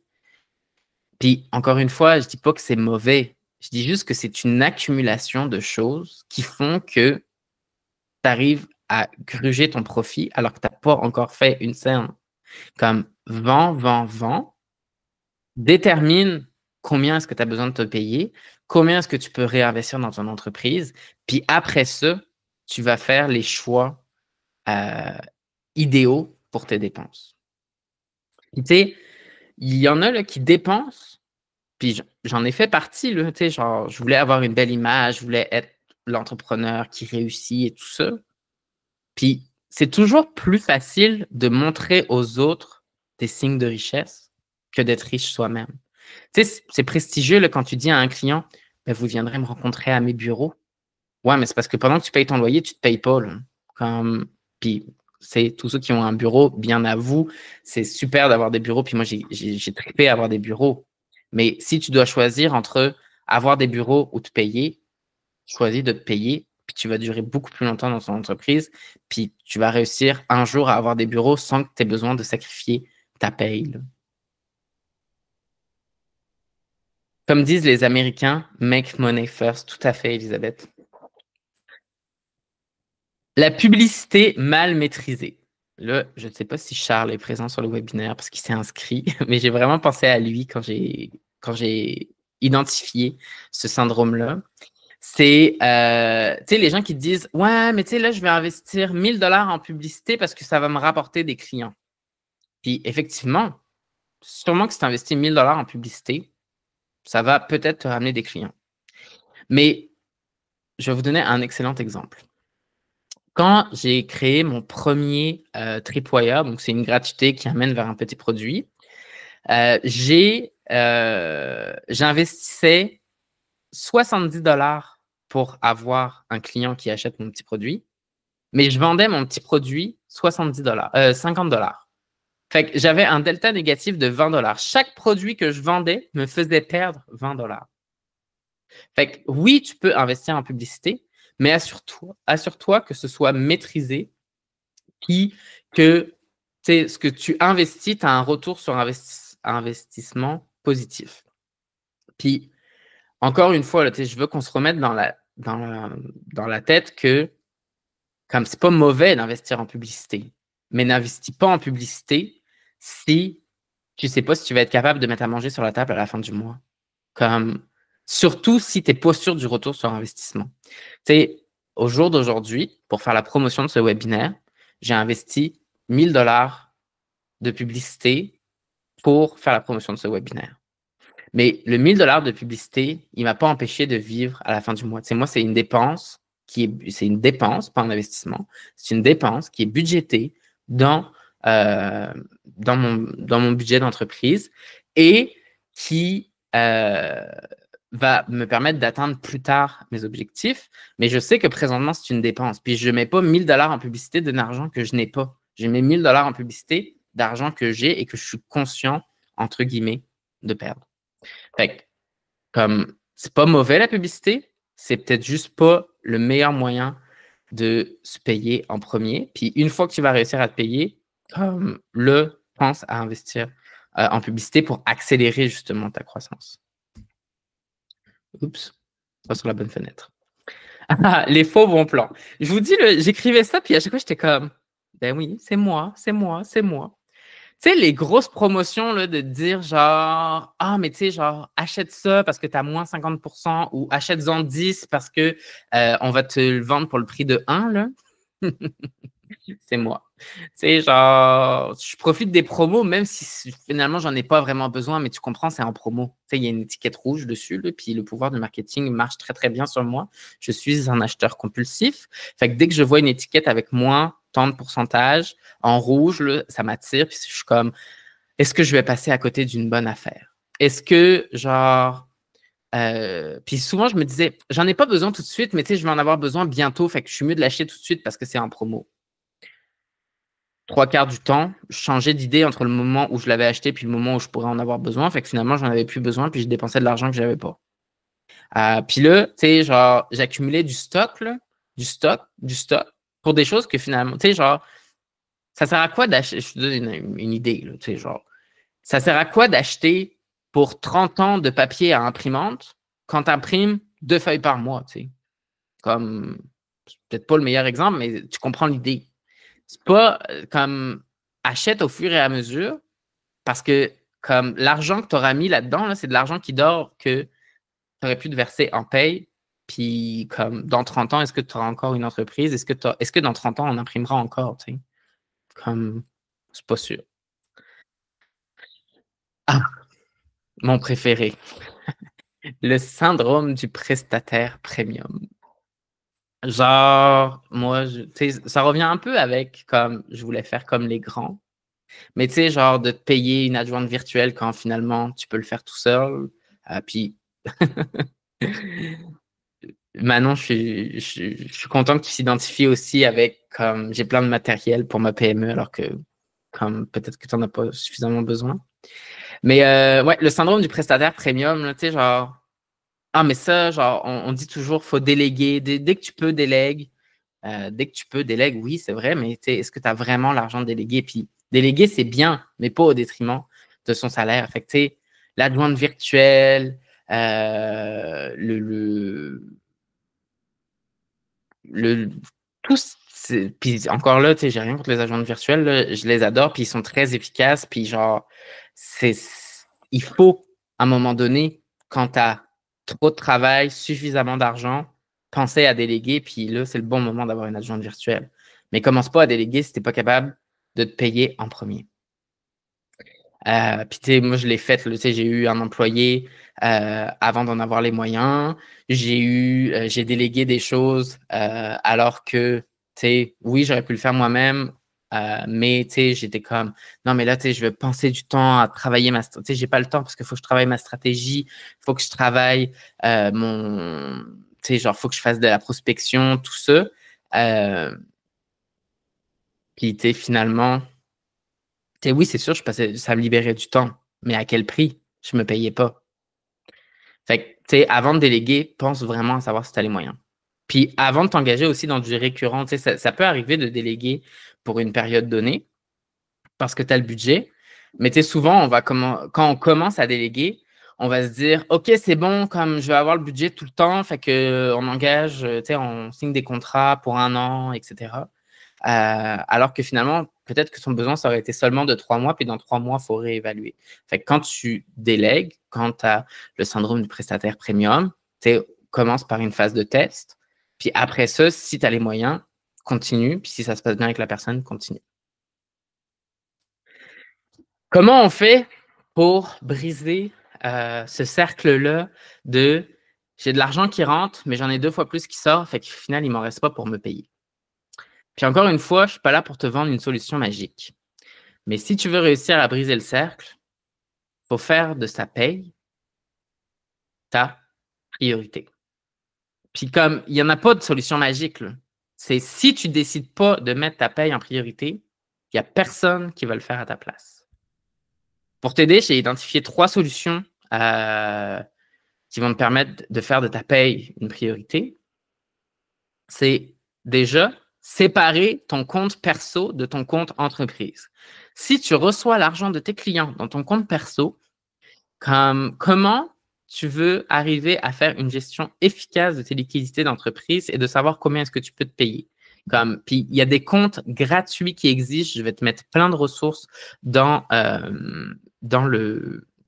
l'aide-mémoire que je t'envoie à la fin du webinaire. Puis là, tu sais, fais attention à la juridiction dans ton pays. Nous, par exemple, si je prends l'exemple du Canada, au Québec, pour les travailleurs autonomes, tu n'es pas obligé d'avoir un compte d'entreprise. Fait que tu pourrais ouvrir un deuxième compte, un compte pour particulier, chez, par exemple, Tangerine, qui est un compte gratuit, et où tu mets, dans le fond, tout l'argent qui rentre et les dépenses de ton entreprise là-dedans. Ça se peut que soit, selon ta juridiction, si tu es en France, en Belgique ou quoi que ce soit, ça se peut que tu sois obligé d'avoir un compte de type professionnel. Ça, renseigne-toi sur ta législation. Mais si ce n'est pas une obligation, comme fais-en quand même un cheval de bataille, puis assure-toi de bien séparer les revenus et les dépenses perso versus les revenus et les dépenses de ton entreprise. Ça, c'est la première des choses à mettre en œuvre, selon moi. Puis, si jamais tu es dans cette situation-là où tu fais tout rentrer dans ton compte perso, ben, quand tu vas faire le déménagement des choses, profites-en donc pour faire un ménage de tes abonnements et de tes dépenses récurrentes. Puis pour ça, j'ai créé une séquence de courriels, 7 choses à savoir quand on est travailleur autonome. Fait que si tu m'écoutes, que tu es au Québec, tu peux, je te mettrai aussi le lien dans l'aide-mémoire, mais tu peux prendre cette chaîne de courriel-là et j'explique aussi comment séparer son compte perso de son compte pro et je te donne aussi plein d'autres conseils, 6 autres en fait, pour les travailleurs autonomes du Québec. Je te mettrai ça dans l'aide-mémoire que je t'envoie. Ensuite, la deuxième solution que je te conseille, c'est d'adopter la méthode Profit First. Profit First, c'est quoi? C'est le profit en premier. Et ce que ça vient de dire, dans le fond, c'est que tu vas, dès que l'argent rentre, tu vas la distribuer pour t'assurer de te payer en premier et d'avoir l'argent suffisant pour payer tes taxes à la fin du trimestre, pour payer tes impôts à la fin de l'année, etc. Puis, la méthode Profit First, quand tu commences, ce qu'elle te recommande, c'est de prendre 50% de tes revenus pour te payer en premier. Fait que si tu vends une prestation de service à 1000 $, le client te paye les 1000 $ dans ton compte. Mettons que tu n'es pas inscrit aux taxes. Le client te paye les 1000 $ dans ton compte. Tu vas te faire un virement de 500 $ à ton compte perso qui va être ta paye. Ensuite, sur ce qui va rester, tu vas prendre 15% que tu vas mettre de côté pour tes impôts à la fin de l'année, donc 150 $. Tu vas prendre 30% qui va être pour payer les dépenses de ton entreprise, donc tes abonnements, etc. Donc ça, c'est l'argent que tu vas pouvoir réinvestir dans ta business, donc 300 $. Et tu vas mettre 5%, donc 50 $ sur un compte épargne qu'on va appeler le compte profit et qui va te permettre, dans le fond, de te verser des bonus tous les trimestres. Moi, ce que je te conseille au début, c'est de ne pas toucher au compte profit et d'avoir justement ce compte-là comme coussin de sécurité jusqu'à temps que tu atteignes à peu près 3 mois de dépenses régulières de ton entreprise ainsi que ton salaire, bien évidemment. Puis après ça, tu sais, au pire, écris-moi sur Instagram, je te dirai quoi faire avec ce compte profil-là quand tu auras fait ton coussin de sécurité. Mais au début, je te conseille de le garder comme coussin de sécurité. Fait que, grosso modo, la méthode Profit First, c'est dès que l'argent rentre, je m'assure de verser ma paye en premier, de mettre de l'argent de côté pour payer mes impôts à la fin de l'année et ensuite, avec ce qui reste, de le réinvestir dans mon entreprise. Puis pour ça, là, je pense qu'une des vraies bêtes noires qu'on a, comme entrepreneur, c'est de se dire faire sa comptabilité. Parce que, tu sais, à un moment donné, il faut que tu saches où tu t'en ailles, puis il faut que tu la fasses, ta comptabilité. Là.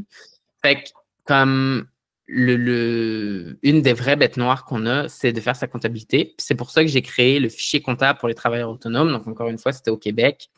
Je te conseille d'avoir le fichier comptable pour les travailleurs autonomes. C'est un fichier Google Sheet super simple où tu vas pouvoir faire justement le suivi de tes finances de ton entreprise et ça va te donner automatiquement les virements que tu dois faire pour te payer en premier. Puis là, tu vas me dire, oui, mais Valentin, là, je me rends compte que genre, j'ai distribué tout mon argent, mais là, j'ai beaucoup moins d'argent dans mon entreprise à réinvestir, bien évidemment, parce que tu t'es payé en premier. Fait que là, tu sais, je fais comment pour comme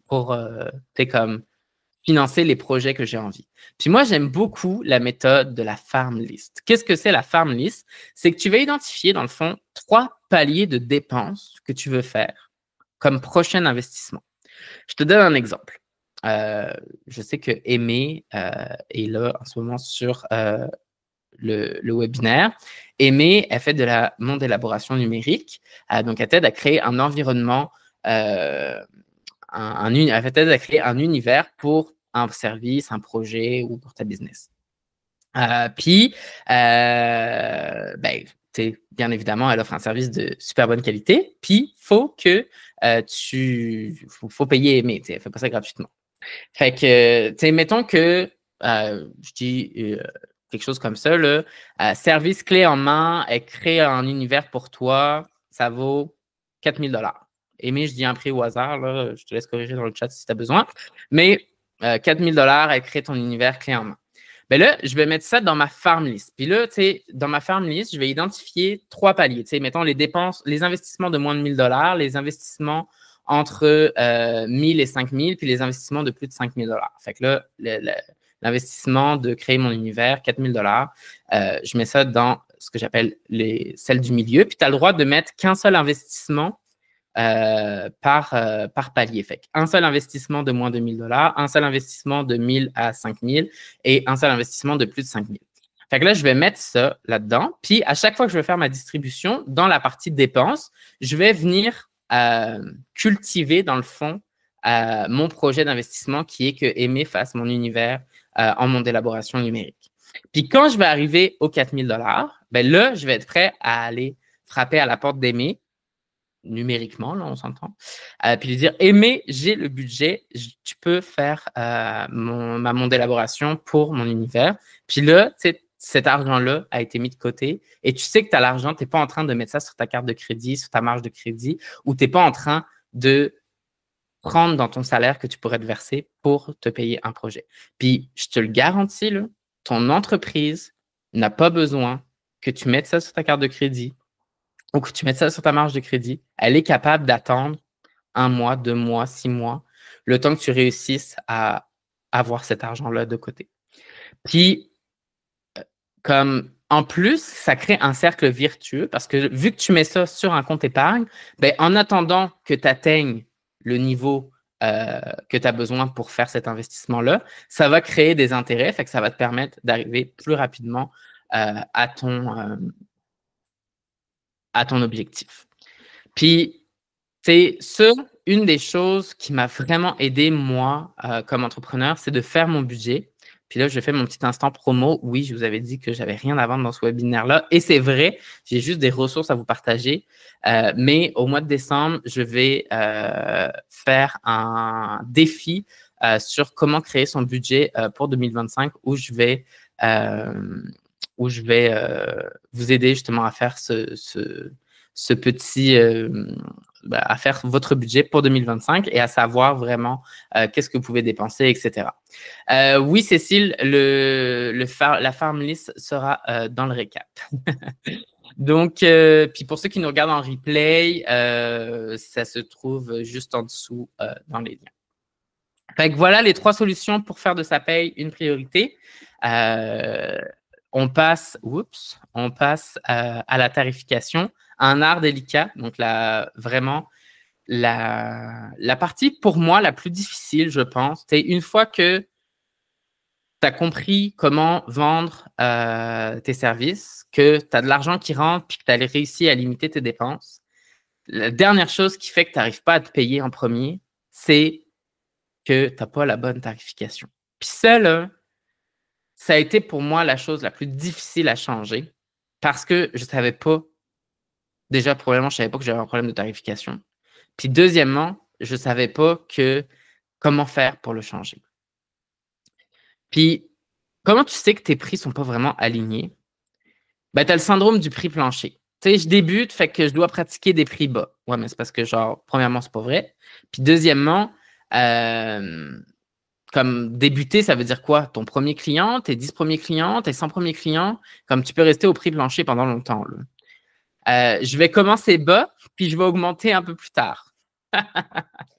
OK, je rigole tout seul parce que j'ai eu cette pensée-là pendant très longtemps. Puis, c'est tellement plus difficile d'augmenter un prix à un client que de le convaincre de payer directement le bon prix. Ça, là, je vous le dis, là, c'est une erreur que j'ai fait beaucoup au début. Genre, je pensais que, tu sais, genre, je vais commencer doucement le temps que le client me connaisse, puis après ça, je vais augmenter. Spoiler alerte, c'est vraiment plus difficile à faire que de le convaincre de payer le bon prix directement.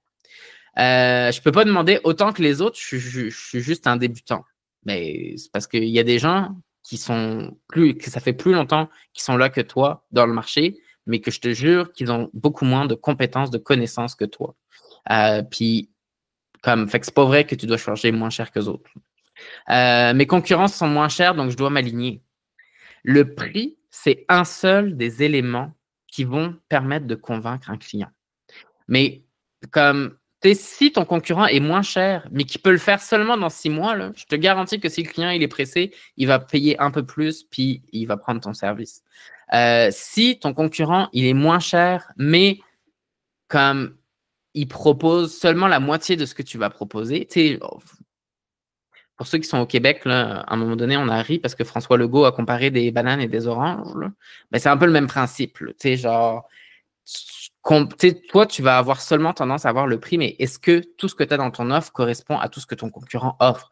Forcément, si tu compares des bananes et des oranges, ça ne marche pas. Là. Ça fait une bonne purée, mais ça fait une bonne compote plutôt, ou une bonne confiture, mais c'est pas la même chose.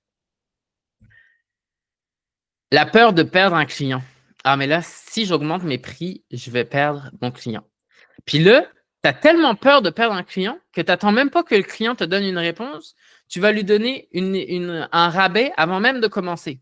Genre, tu vas dire, bon, alors normalement, le prix, c'est ça, mais là, j'ai telle offre en ce moment, fait que je vous offre un rabais. Comme, attends de savoir c'est quoi que le client il pense de ton prix. Tu lui offres un rabais que peut-être tu t'aurais même pas demandé. Dès que le client va commencer à dire quelque chose, des fois, il va essayer de comprendre qu'est-ce qu'il y a dans ton offre. Puis là, toi, tu vas le sentir comme « Oh mon Dieu, il signera pas ». Fait que là, tu vas rabaisser ton prix. Et il voulait peut-être juste un éclaircissement sur qu'est-ce qu'il y a dans ton offre. Tu vas accepter de faire des choses à des conditions désavantageuses sans augmenter ton prix. Parce qu'il y a ça aussi. Le client, il va te dire « Parfait, je suis d'accord avec ton prix, ton offre me convient, mais il manque ça, ça, ça, ça, ça. Est-ce que tu pourrais le rajouter au même prix ?» Ben non, si la prestation de service, elle change et que ça double ton travail, tu dois aussi ajuster ton prix en conséquence. Le calcul approximatif. Ça, puis encore une fois, on est dans une stratégie un petit peu plus avancée. Avant ça, tu as réussi à vendre tes offres et avant ça, tu as réussi à te payer en premier. Mais des fois, là, tu n'as pas le choix de. Tu sais pas là, combien ça coûte. Là, puis genre, tu n'as pas le choix de faire un test. Là, de dire comme ben, je vous le vends à ce prix-là. Puis, tu sais, genre, surtout si tu ne charges pas à l'heure. Puis, comme tu vas te gager, puis tu vas apprendre de cette situation-là. Puis ça, c'est OK, mais il faut juste être transparent avec ton client. De lui dire, tu sais, comme ce que vous me demandez ou ce que je suis prêt à vous offrir, comme c'est pas dans mes offres habituelles, puis tu sais, je suis vraiment super intéressé par le projet, etc. Je vous propose ce prix-là pour cette fois-ci, mais sachez que mes prix sont sujets à changement si on décide de re-signer une deuxième offre, une troisième offre, que c'est pas le même prix que vous allez garder toute la vie. Ensuite, le syndrome du package tout inclus. Ah, ça, là, c'est quand j'ai commencé à changer de mode de tarification, que je suis passé du forfait de la tarification à l'heure au forfait. Je faisais des packages, des forfaits. Puis là, ce qu'on a tendance à faire avec les packages tout inclus, c'est qu'on a tendance à pas bien délimiter c'est quoi que ça comprend. Puis là, c'est la porte ouverte à toutes les demandes de ah, mais tu peux-tu faire ça en plus, tu peux-tu faire ça en plus, tu peux-tu faire ça en plus, ah, mais il manque ça. Oui, mais c'est toutes des choses qui n'avaient pas été prévues initialement. Puis ça, il faut juste que tu sois, encore une fois, transparent, que tu communiques avec ton client, que tu penses vraiment quand tu fais un forfait de dire comme, OK, ça inclut ça, c'est ça les balises, c'est ça le caractère dans lequel on va jouer. Je ne suis pas fermé à agrandir le caractère, mais si on l'agrandit, ben, ça veut dire qu'on rediscute de la tarification. Les comparaisons toxiques, encore une fois, je disais comparer des pommes avec des bananes ou des bananes avec des oranges. Comme c'est très difficile de comparer ces prix quand tu compares pas aussi la qualité de ce que tu vas délivrer, la vitesse à laquelle tu vas le délivrer, le niveau d'engagement requis de ton client, etc. Puis souvent, on va avoir tendance à aller voir le prix de nos compétiteurs pour dire « Ah, mais oui, mais lui, il est à tel prix, il est à tel prix. » Mais comme on va avoir moins tendance à regarder qu'est-ce que comporte vraiment l'offre, c'est quoi la valeur qui est délivrée à notre client. La culpabilité du prix. Non, mais tu sais, c'est-tu assez difficile de dire à un client comme mon offre vaut tant? Puis là, je vais te donner un exemple très récent. Je viens de signer cette année le plus gros contrat que j'ai jamais signé. J'ai signé un contrat de service à 100 000 $ pour une année. Honnêtement, ça ne m'était jamais arrivé. Mais je peux vous dire là, que j'étais sûr de mon prix, mais comme j'avais la trouille de l'annoncer à mon client, tu sais, j'arrive devant mon client puis je lui dis, voici c'est quoi l'offre, puis ça vaut 100 000 $. Comme, je sais que ça fait rêver là, quand on dit, je viens de signer une offre à 100 000 $, là, mais c'est parce qu'il y a le travail qui va avec, qui, comme, j'avais tellement peur de lui dire ce prix-là parce que je me suis dit, comme, tu sais, faut qu'elle perçoive toute la valeur que je vais lui offrir, là.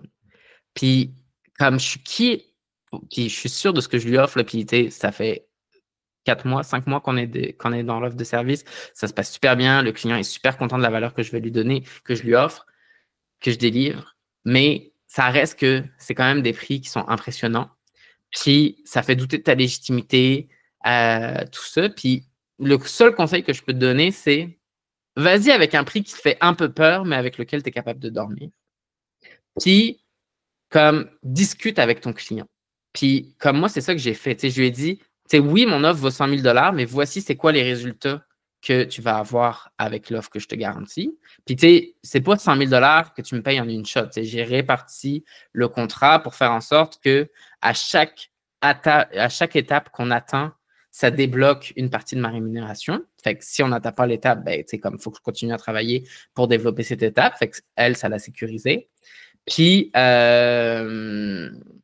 puis tu sais, c'est ça, que ça soit une rémunération progressive, qu'elle voie c'est quoi les avantages que ça va lui donner. C'est sûr, si je lui vends 100 000 $ et pour qu'elle économise 100 000 $, ça n'a pas vraiment d'intérêt. Si par contre, je te vends 100 000 $, mais je te permets de générer 1 million avec, ben là, forcément, le retour sur investissement est meilleur. Mais ça, c'est à toi, dans ton rôle d'expert, dans ton rôle de prestataire de service, de démontrer ça dans ton offre. Puis, la dernière étape, puis moi, ce que j'ai adoré, c'est parce que j'ai co-créé l'offre avec elle, c'est de dire comme si on diminue le prix, ça ne me dérange pas parce que tu n'es pas prêt à payer ça pour le moment, ce qui n'est pas arrivé, mais ça a fait partie des discussions. Bien, parfait. Si, mettons, on dit je vais pour un 50 000, c'est quoi que moi j'offre à 50 000? Comme j'offre pas la même chose à 50 000 que j'offre la même chose à 100 000.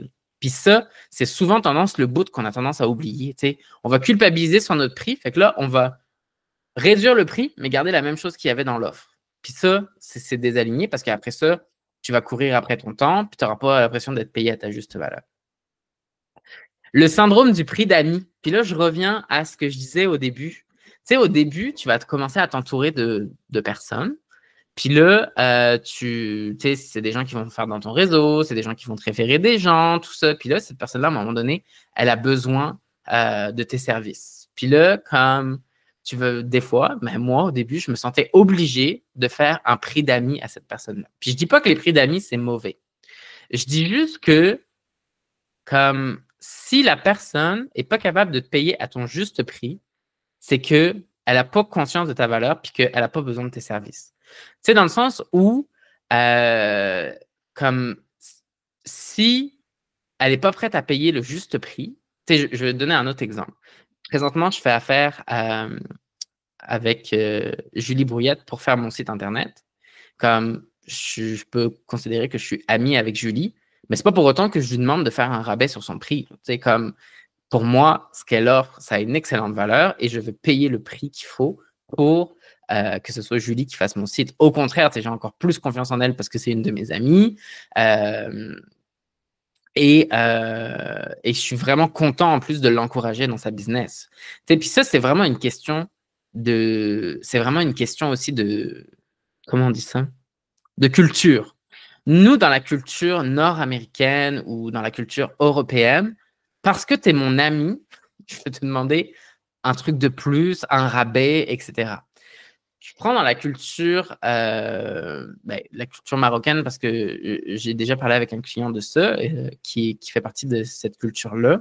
Comme quand il y a un entrepreneur qui se lance, qui fait partie de leurs amis, comme ils vont payer plus pour son service pour l'encourager. Puis ça aussi, c'est une question de culture. Puis il faut être conscient de ce biais-là. Puis il faut se respecter dans le fait de dire comme, c'est pas parce que tu es mon ami que je vais devoir brader mon prix ou mon service.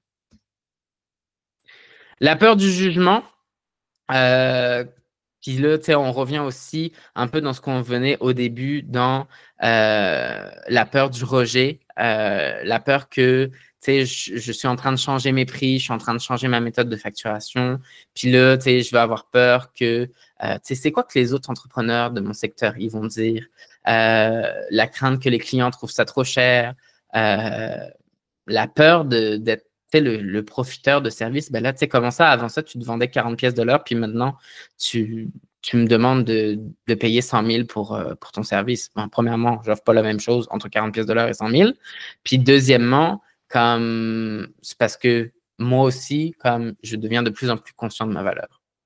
Fait que, puis tu sais, c'est une chose de se le dire, c'en est une autre de faire face aux commentaires.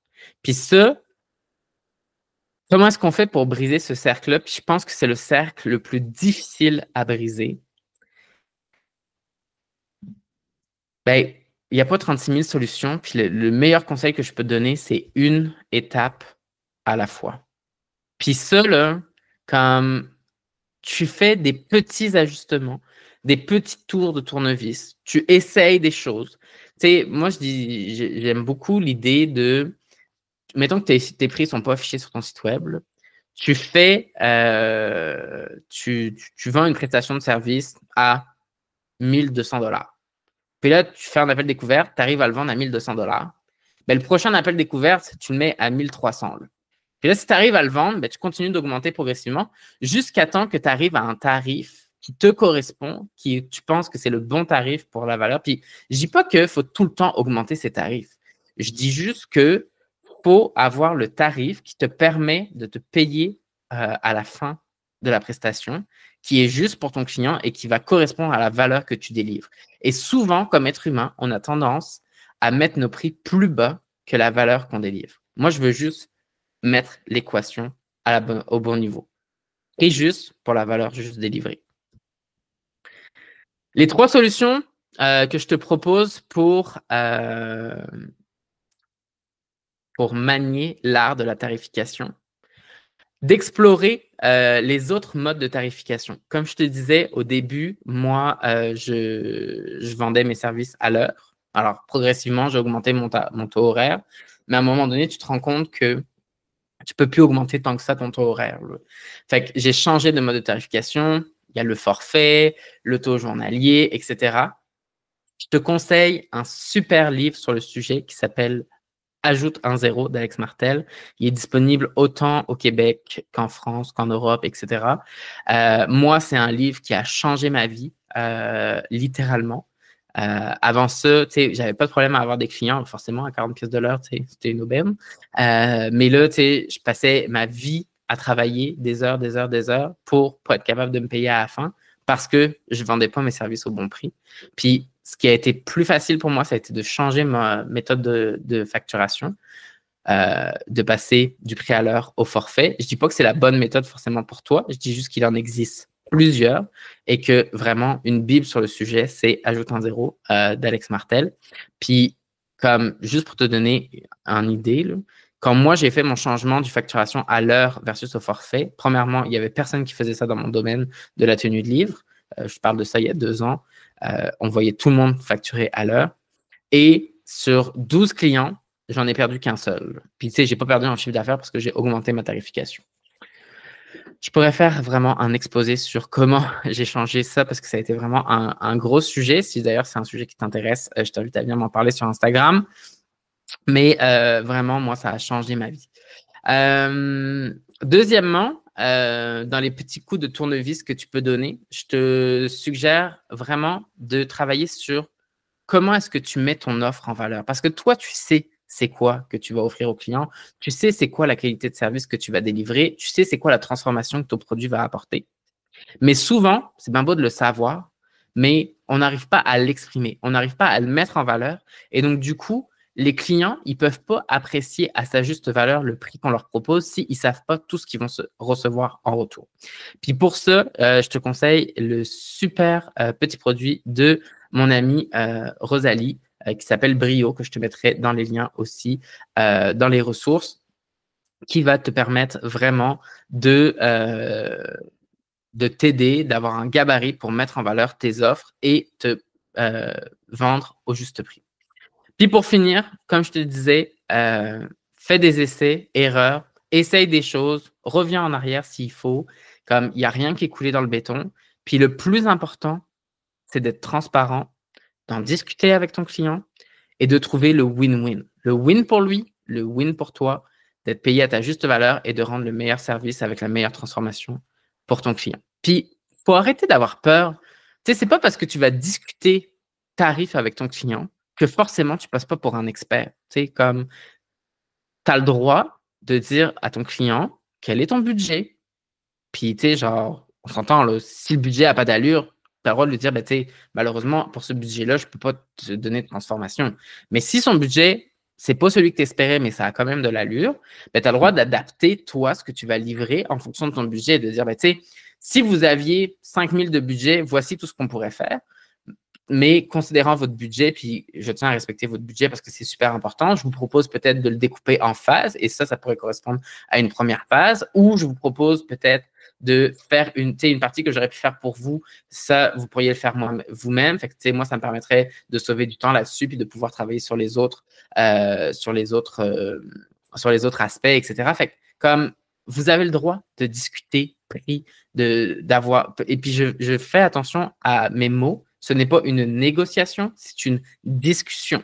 Puis je ne dis pas qu'il ne faut pas négocier, mais comme faites attention à la négociation. Vous n'êtes pas là pour rabaisser vos prix. Vous êtes là pour ajuster ce que vous allez livrer en fonction du budget du client et ce qu'il est prêt à faire pour le moment. Je sais qu'on a un petit peu dépassé dans le temps, mais je serais prêt à prendre vos questions si vous en avez. Fait que vous pouvez lever la main. Normalement, je suis capable de vous donner la parole ou vous pouvez poser vos questions dans la petite boîte à questions. Donc, je rappelle pour ceux qui veulent poser des questions, c'est triangle, carré, rond, puis poser une question.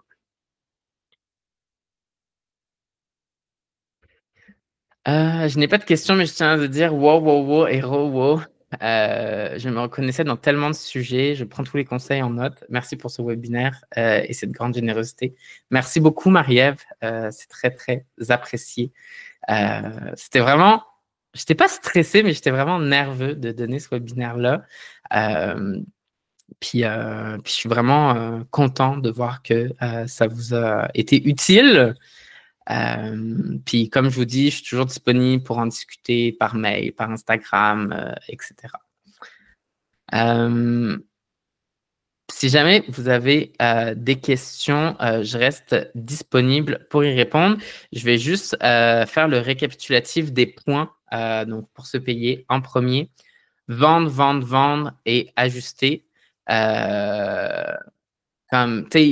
Pour devenir forgeron, il faut forger. Fait que comme vendez, vendez, vendez. Puis là, plus vous allez vendre, mieux vous allez connaître votre client, plus vous allez pouvoir affiner vos offres, les ajuster et arriver vraiment avec le produit parfait. La deuxième chose, faire de sa paye une priorité, puis d'y aller une étape à la fois. On n'est pas là pour tout changer du jour au lendemain. Vous avez le droit si vous voulez, mais ce qui est le plus facile, c'est de le faire une étape à la fois. Puis mon dernier conseil avant de vous laisser partir, c'est prenez le temps d'y réfléchir. Ça fait combien de temps que vous n'arrivez pas à vous payer à votre juste valeur? Ce n'est pas une semaine, un mois qui vont faire la différence. Fait que prenez le temps d'y réfléchir. Prenez le temps de regarder c'est quoi le point le plus important sur lequel vous voulez commencer à travailler. Puis allez-y une étape à la fois. Elisabeth me demande, tu parlais d'outils dans ton accroche pour ce webinaire. Peux-tu faire un récap des outils dont on a parlé aujourd'hui? Oui, Elisabeth, je vais même t'envoyer par courriel juste après que Google Meet a processé l'enregistrement du webinaire. Je vais t'envoyer tout ça, ça va être sur une page Notion et tu vas avoir tous les liens de tous les outils. Tu vas avoir aussi mes slides de présentation. Amy qui dit, je vais tellement regarder la rediffusion pour bien assimiler les tonnes d'infos pertinentes que tu as données. Merci Valentin, merci à toi. Marie-Ève qui dit, merci Valentin, super pertinent, plein de bons conseils. Un énorme merci à toi Marie-Ève. Cécile, Pas de questions parce que très, très clair et merci infiniment. Je me suis retrouvée et mes copines entrepreneurs dans beaucoup de situations que tu as décrites, signée une maman entrepreneuse suisse depuis 14 ans. Merci beaucoup. Honnêtement, vos commentaires me touchent énormément. Puis, c'est avec beaucoup d'enthousiasme que si vous voulez continuer cette conversation par mail, par Instagram, n'hésitez pas. Je vais être là pour vous répondre. Sur ce, je vous souhaite une excellente soirée ou après-midi en fonction de quel côté de l'Atlantique vous vous situez et au plaisir de continuer à discuter avec vous plus tard. Bye tout le monde!